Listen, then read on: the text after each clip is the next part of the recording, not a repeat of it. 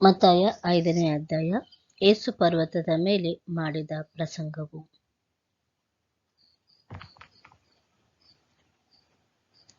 ಆತನು ಆ ಜನರ ಗುಂಪುಗಳನ್ನು ಕಂಡು ಬೆಟ್ಟವನ್ನೇರಿ ಕೂತುಕೊಂಡು, ತರುವಾಯ ಆತನ ಶಿಷ್ಯರು ಆತನ ಬಳಿಗೆ ಬಂದರು. ಆತನು ಅವರಿಗೆ ಉಪದೇಶ ಮಾಡಿ ಹೇಳಿದ್ದೇನೆಂದರೆ, ಆತ್ಮದಲ್ಲಿ ಬಡವರಾಗಿರುವರು ಧನ್ಯರು, ಪರಲೋಕ ರಾಜ್ಯವು ಅವರದು. ದುಃಖ ಪಡುವವರು ಧನ್ಯರು, ಅವರು ಸಮಾಧಾನ ಹೊಂದುವರು. ಶಾಂತರು ಧನ್ಯರು, ಅವರು ಭೂಮಿಗೆ ಬಾಧ್ಯರಾಗುವರು. ನೀತಿಗೆ ಹಸಿದು ಬಾಯಾರಿದವರು ಧನ್ಯರು, ಅವರಿಗೆ ತೃಪ್ತಿಯಾಗುವುದು. ಕರುಣೆ ಉಳ್ಳವರು ಧನ್ಯರು, ಅವರು ಕರುಣೆ ಹೊಂದುವರು. ನಿರ್ಮಲ ಚಿತ್ತರು ಧನ್ಯರು, ಅವರು ದೇವರನ್ನು ನೋಡುವರು. ಸಮಾಧಾನ ಪಡಿಸುವವರು ಧನ್ಯರು, ಅವರು ದೇವರ ಮಕ್ಕಳೆನಿಸಿಕೊಳ್ಳುವರು.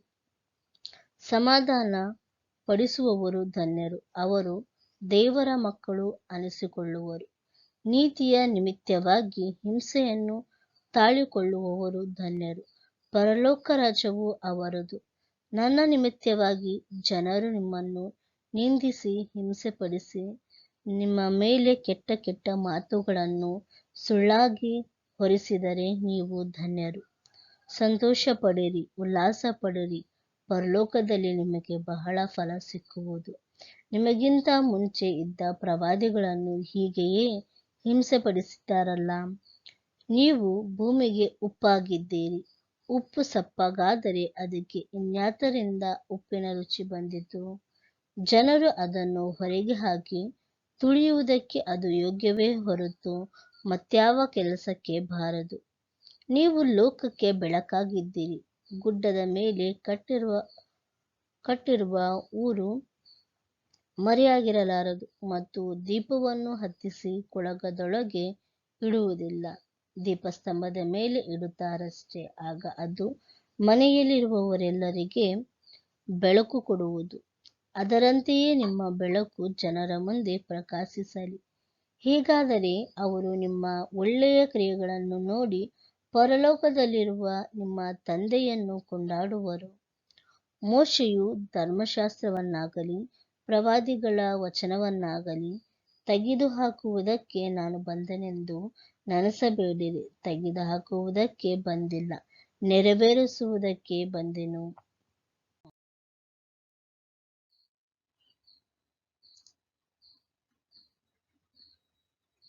ನಿಮಗೆ ಸತ್ಯವಾಗಿ ಹೇಳುತ್ತೇನೆ, ಆಕಾಶವು ಭೂಮಿಯು ಅಳಿದು ಹೋಗುವ ತನಕ ಧರ್ಮಶಾಸ್ತ್ರವೆಲ್ಲ ನೆರವೇರದೆ ಹೊರತು ಅದರೊಳಗಿಂದ ಒಂದು ಸೊನ್ನೆಯಾದರೂ ಒಂದು ಗಡಸಾದರೂ ಅಳಿದು ಹೋಗಲಾರದು.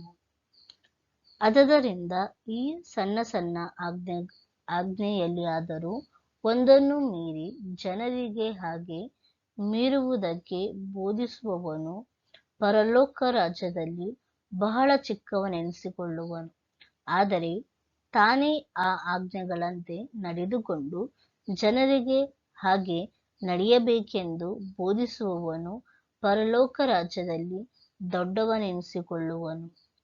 ನಿಮ್ಮ ನೀತಿಯು ಶಾಸ್ತ್ರಿಗಳ ಮತ್ತು ಫರಿಸಾಯರ ನೀತಿಗಿಂತಲೂ ಹೆಚ್ಚಿನದಾಗಿದ್ದರೆ ನೀವು ಪರಲೋಕ ರಾಜ್ಯದಲ್ಲಿ ಸೇರಲಾರಿರಿ ಎಂದು ನಿಮಗೆ ಹೇಳುತ್ತೇನೆ. ನರಹತ್ಯೆ ಮಾಡಬಾರದು, ನರಹತ್ಯೆ ಮಾಡುವವನು ನ್ಯಾಯ ವಿಚಾರಣೆಗೆ ಗುರಿಯಾಗುವನೆಂದು ಹಿರಿಯರಿಗೆ ಹೇಳಿಯದೆ ಎಂದು ಕೇಳಿದಿರಷ್ಟೆ. ಆದರೆ ನಾನು ನಿಮಗೆ ಹೇಳುವುದೇನೆಂದರೆ, ತನ್ನ ಸಹೋದರನ ಮೇಲೆ ಸಿಟ್ಟುಗೊಳ್ಳುವ ಪ್ರತಿ ಮನುಷ್ಯನು ನ್ಯಾಯ ವಿಚಾರಣೆಗೆ ಗುರಿಯಾಗುವನು.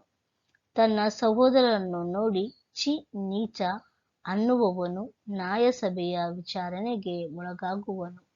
ಮೂರ್ಖ ಅನ್ನುವವನು ಅಗ್ನಿನರಕಕ್ಕೆ ಗುರಿಯಾಗುವನು.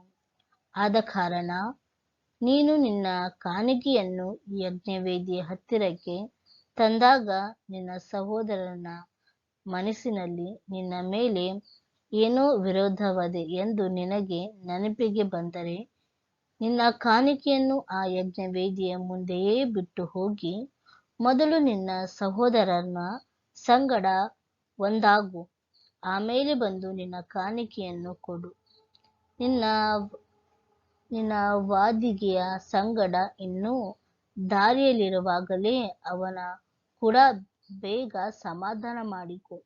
ಇಲ್ಲದಿದ್ದರೆ ಆ ವಾದಿಯು ನಿನ್ನನ್ನು ನ್ಯಾಯಾಧಿಪತಿಗೆ ಒಪ್ಪಿಸಾನು.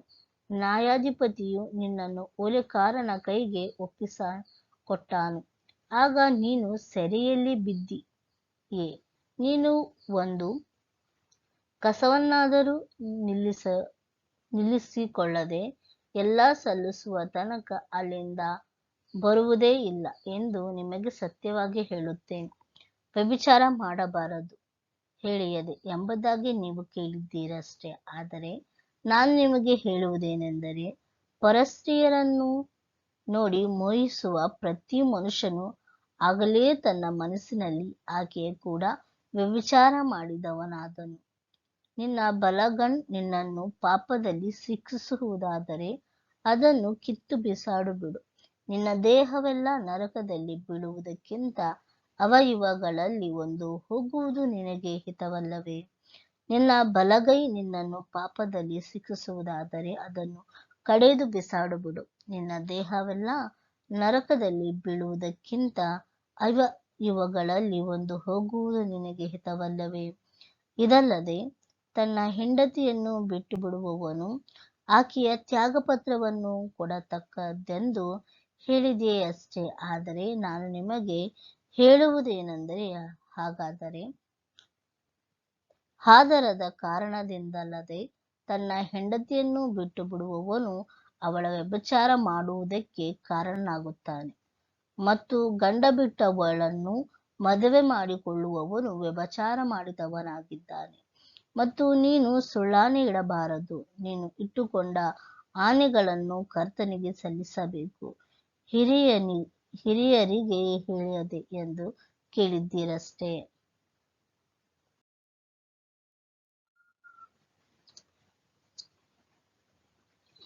ಆದರೆ ನಾನು ನಿಮಗೆ ಹೇಳುವುದೇನೆಂದರೆ, ಆಣೆಯನ್ನು ಇಡಬೇಡ.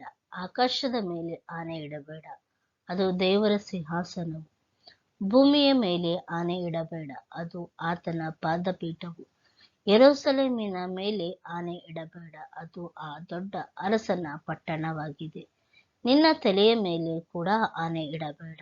ನೀನು ಒಂದು ಕೂದಲನ್ನಾದರೂ ಬೆಳ್ಳಗೆ ಅಥವಾ ಕರೆಗೆ ಮಾಡಲಾರಿರಿ. ಆದರೆ ನಿಮ್ಮ ಮಾತು ಹೌದಾದರೆ ಹೌದು, ಇಲ್ಲವಾದರೆ ಇಲ್ಲ ಎಂದಿರಲಿ. ಇದಕ್ಕಿಂತ ಹೆಚ್ಚಾದದ್ದು ಸೈತಾನನಿಂದ ಬಂದದ್ದು.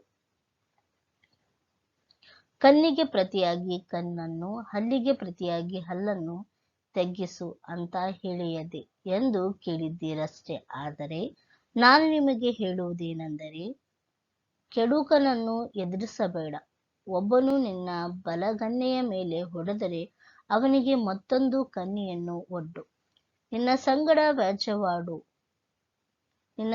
ವ್ಯಾಜ್ಯವಾಡಿ ನಿನ್ನ ಒಳಂಗಿಯನ್ನು ತಕ್ಕೊಳ್ಳಬೇಕೆಂದಿರುವವನಿಗೆ ಮೇಲಂಗಿಯನ್ನು ಬಿಡು. ಒಬ್ಬನು ಬಂದು 1 ಮೈಲು ದೂರ ಬಾ ಎಂದು ನಿನ್ನನ್ನು ಬಿಟ್ಟು ಹಿಡಿದರೆ ಅವನ ಸಂಗಡ 2 ಮೈಲು ಹೋಗು. ನಿನ್ನನ್ನು ಬೇಡುವವನಿಗೆ ಕೊಡು. ನಿನ್ನಲ್ಲಿ ಕಡಹಿಸಿಕೊಳ್ಳಬೇಕೆಂದು ಬಂದವನಿಗೆ ಮುಖ ತೆರೆದುಕೊಳ್ಳಬೇಡ. ನಿನ್ನ ನೆರೆಯವನನ್ನು ಪ್ರೀತಿಸಿ ನಿನ್ನ ವೈರಿಯನ್ನು ಹಗೆ ಮಾಡಬೇಕೆಂದು ಹೇಳಿಯದೆ ಎಂಬುದಾಗಿ ಕೇಳಿದ್ದೀರಷ್ಟೇ. ಆದರೆ ನಾನು ನಿಮಗೆ ಹೇಳುವುದೇನೆಂದರೆ, ನಿನ್ನ ವೈರಿಗಳನ್ನು ಪ್ರೀತಿಸಿರಿ, ನಿಮ್ಮ ಹಿಂಸೆ ಪಡಿಸುವವರಿಗೋಸ್ಕರ ದೇವರನ್ನು ಪ್ರಾರ್ಥಿಸಿರಿ. ಹೀಗೆ ಮಾಡಿದರೆ ನೀವು ಪರಲೋಕದಲ್ಲಿರುವ ನಿಮ್ಮ ತಂದೆಗೆ ಮಕ್ಕಳಾಗಿರುವಿರಿ. ಆತನು ಕೆಟ್ಟವರ ಮೇಲೆಯೂ ಒಳ್ಳೆಯವರ ಮೇಲೆಯೂ ತನ್ನ ಸೂರ್ಯನು ಮೂಡುವಂತೆ ಮಾಡುತ್ತಾನೆ. ನೀತಿವಂತರ ಮೇಲೆಯೂ ಅನೀತಿವಂತರ ಮೇಲೆಯೂ ಮಳೆ ಸುರಿಸುತ್ತಾನೆ. ನಿಮಗೆ ಪ್ರೀತಿ ತೋರಿಸುವವರನ್ನು ನೀವು ಪ್ರೀತಿಸದರೆ ಫಲವೇನು? ಭ್ರಷ್ಟರು ಹಾಗೆ ಮಾಡುವುದಿಲ್ಲವೇ? ನಿಮ್ಮ ಸಹೋದರರಿಗೆ ಮಾತ್ರ ನೀವು ಮರ್ಯಾದೆ ಕೊಟ್ಟರೆ ಏನು ಹೆಚ್ಚು ಮಾಡಿದ ಹಾಗಾಯಿತು? ಅನ್ಯಜನಗಳು ಸಹ ಹಾಗೆ ಮಾಡುವುದಿಲ್ಲವೇ? ಆದದರಿಂದ ಪರಲೋಕದಲ್ಲಿರುವ ನಿಮ್ಮ ತಂದೆಯು ಯಾವ ದೋಷವೂ ಇಲ್ಲದವನಾಗಿರುವಂತೆ ನೀವು ದೋಷವಿಲ್ಲದವರಾಗಿರಿ.